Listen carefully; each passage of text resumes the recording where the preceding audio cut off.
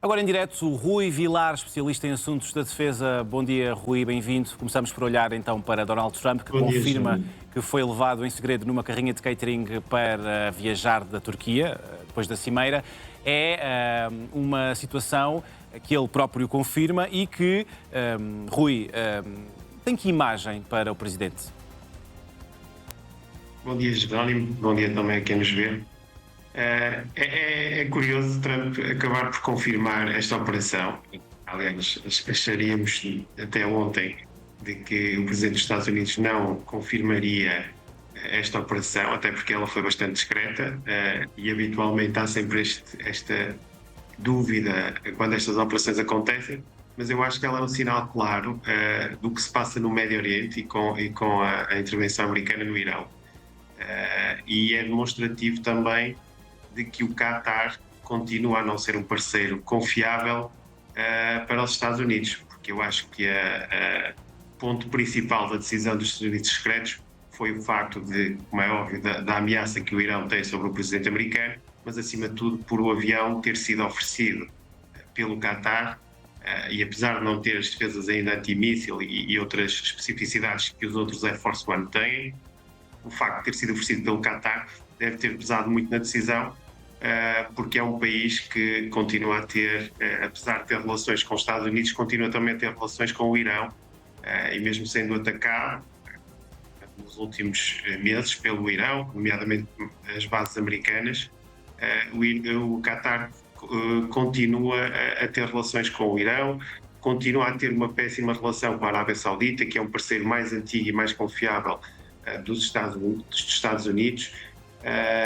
e muitas vezes, como sabemos, se queremos aniquilar um inimigo, podemos começar a oferecer prendas para ele baixar a guarda. E, portanto, eu acho que foi claramente uma ação preventiva por parte dos serviços secretos, com receio de um eventual conluio entre o Irão e o Qatar. Mas é um perigo que se vai acentuar e que a vida dos serviços secretos norte-americanos não vai ser facilitada. Não, e estas operações provavelmente já aconteceram noutros momentos.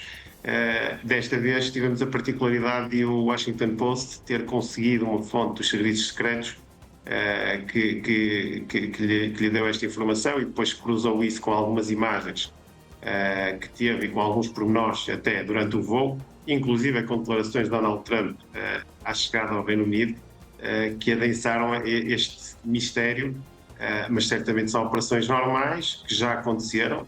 Donald Trump já foi ele alvo também de um atentado, escapou milagrosamente à morte.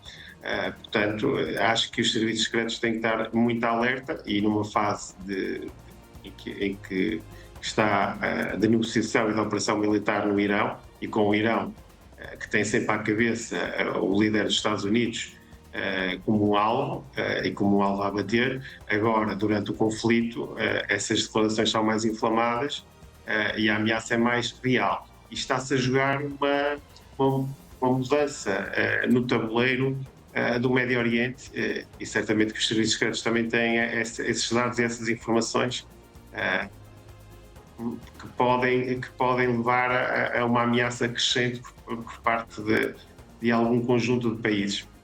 E é como disse o Irão, como se costuma dizer, joga sempre muito. Sim. O Irão. O Qatar joga sempre muito em dois tabuleiros, e eu acho que foi esse o ponto principal para os serviços secretos não arriscarem. Foi mesmo o facto de o avião ter sido oferecido pelo Qatar, porque é um país que, apesar de próximo nos últimos 25 anos, desde que tem um acordo com os Estados Unidos para o estabelecimento de uma base militar, é um país também que continua a ter relações com o Irão, um país que se suspeita que financia o Hamas, um país que utiliza a Al Jazeera também para muita propaganda anti-Ocidente. Eu recordo que a Al Jazeera é proibida em muitos países árabes, por exemplo, a Arábia Saudita, a Jordânia, são países que proíbem a transmissão da Al Jazeera e acham que aquilo é um canal de propaganda ao serviço do Qatar. Portanto, na região, o Qatar não é um parceiro tão confiável como outros que os americanos têm. Sim. Vamos continuar a olhar para Trump. Rui, que diz que controla o Estreito de Hormuz e que a situação com o Irão vai bem. É mesmo assim? Eu penso que não. Quanto ao controlo, eu acho que ele é efetivo. E os americanos já o fizeram noutras alturas. Isto é, se os americanos quiserem bloquear o Estreito de Hormuz, conseguem fazê-lo. Se quiserem também bloquear a passagem de navios para os portos iranianos, têm-no conseguido fazer. E sob esse ponto de vista, os Estados Unidos podem dizer que controlam o Estreito. Mas o que é certo é que a navegabilidade tem sido reduzida. E, portanto, eu entendo as declarações de Trump aquilo que ele quer passar para a opinião pública, mas eu acho que um controle efetivo do Estreito seria garantir a navegabilidade do Estreito. E é esse o ponto fulcral desta intervenção do Irão, e é o ponto em que nos encontramos há vários meses. Ou seja, a intervenção americana teve a primeira fase que a meu entender, foi bem sucedida. Depois o Irão retaliou com, recordo, uma estratégia que já era expectável, ou seja, os serviços de defesa americanos já previam que eles utilizassem o bloqueio do Estreito de Hormuz, até porque é muito fácil fazê-lo, basta com ameaças, por vezes, para impedir que uma embarcação passe. Agora, os ataques que os americanos fizeram nas últimas semanas foi já no sentido de atacar locais e equipamento que estavam a afetar essa navegabilidade.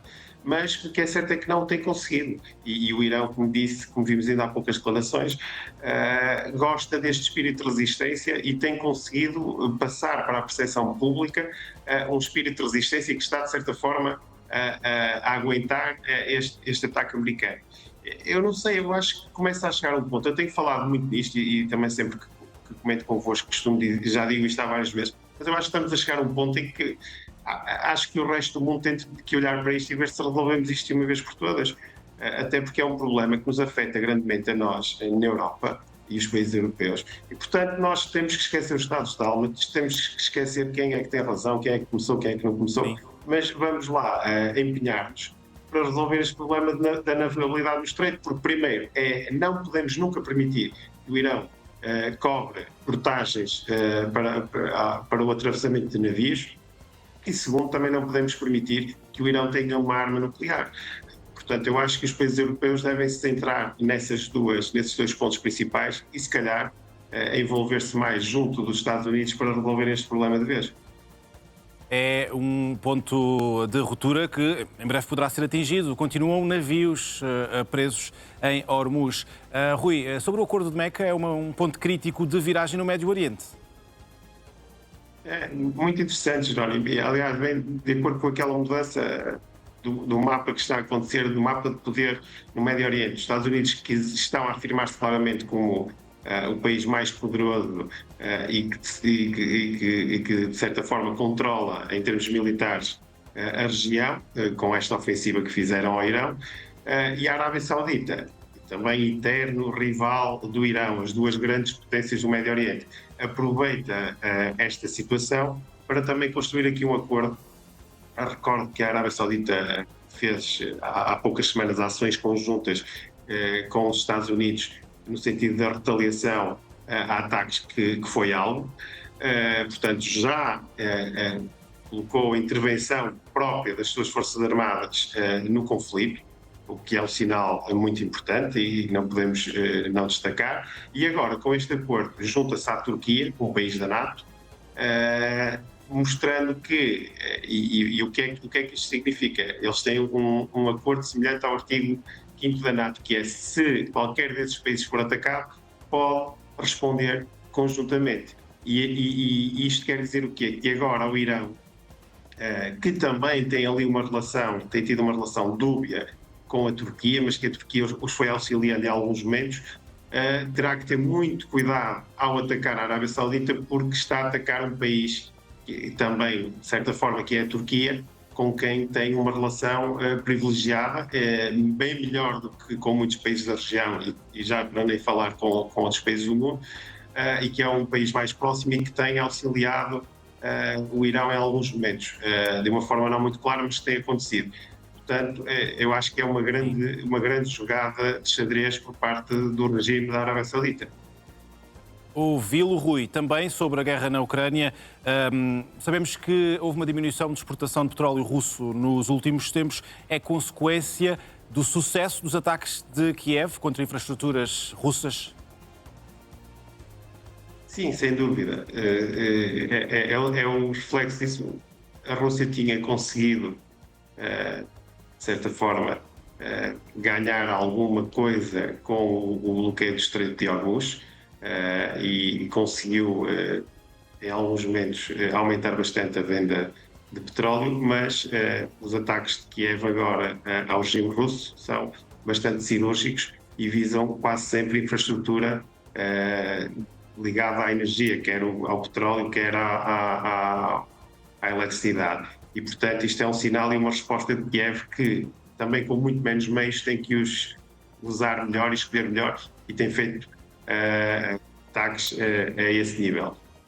E também, de certa forma, com este impasse do Estreito de Hormuz, o mercado de petróleo tem estabilizado, de certa forma, voltando um pouco à normalidade e com o preço do barril a andar na casa entre os 70 e os 80 dólares. Portanto, eu acho que isso também pode ser um reflexo. Há muitos, entre aspas, clientes que depois voltam aos seus fornecedores habituais. Mas acho que o principal motivo para esta quebra são, de facto, os ataques ucranianos. E estamos numa fase muito complicada do conflito. Zelensky, de certa forma, também já a jogar com as eleições, acho eu, já se mostrou disponível para um acordo. Tem tentado, junto dos Estados Unidos, Qual das partes está em melhor posição negocial, Zelensky ou Putin? Eu acho que é Putin, claramente, porque tem muito menos a perder. E eu acho que Zelensky já demonstrou, já fez chegar aos Estados Unidos e aos americanos, que é o principal parceiro e aliado para a negociação, que está disponível a ter mais concessões do que a Rússia. E isto é um pormenor muito importante, porque quando Donald Trump dizia que ia acabar com este conflito em 24 horas, entendeu-se logo, primeiramente, com o Vladimir Putin. E depois, quando foi falar com Zelensky, percebeu que tinha acordado com Putin, Zelensky não ia aceitar e não ia haver tantas concessões.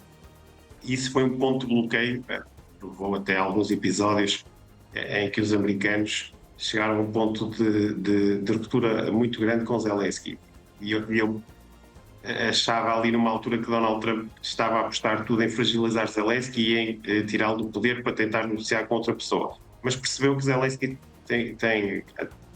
continua com muita popularidade, será muito difícil afastá-lo em eleições, tem mostrado muita resistência, tem sido o verdadeiro líder do povo ucraniano e da resistência ucraniana, e portanto eu acho que Donald Trump nos últimos tempos, e tivemos ainda recentemente a visita de Zelensky à Casa Branca, já com muita fraternidade, e eu penso que Trump também já percebeu que vai ter que negociar com Zelensky.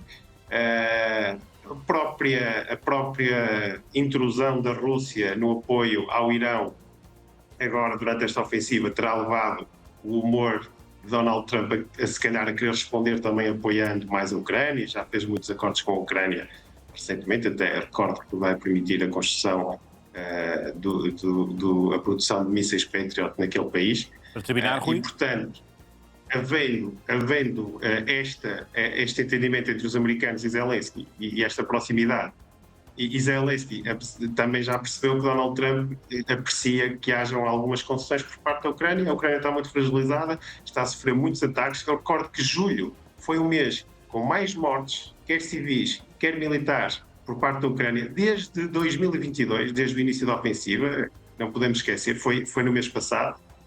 E, portanto, poderá estar a querer chegar a um acordo, e eu acho que isso era muito importante para todos, até porque a chacina que tem acontecido, quer na Ucrânia, principalmente na Ucrânia, mas também na Rússia, é muito negativa.